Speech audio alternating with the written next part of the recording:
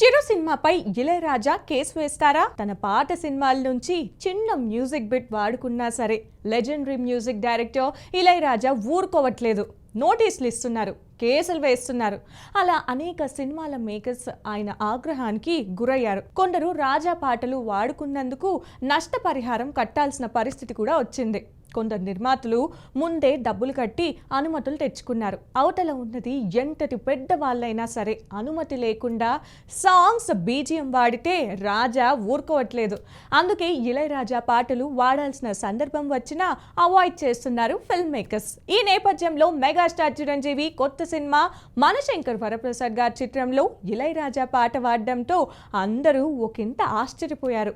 Cinema ఆరంభంలో చిరు, నయన్ కలిసే ఒక సన్నివేశంలో బ్యాక్గ్రౌండ్లో ఇళయరాజా పాట వినిపించడంతో టీమ్ మేస్ట్రో ఆగ్రహానికి గురి కావాల్సి వస్తుందేమో అని అనుకున్నారు. ఈ విషయంపై మనశంకర్ వరప్రసాద్ గారు సక్సెస్ మీట్ లో అనిల్ రాయపూడికి ప్రశ్న ఎదురైంది. ఇళయరాజా నుంచి కేసులు రావా అని అడిగితే అలా ఏమీ ఉండదని అనిల్ స్పష్టం చేశాడు.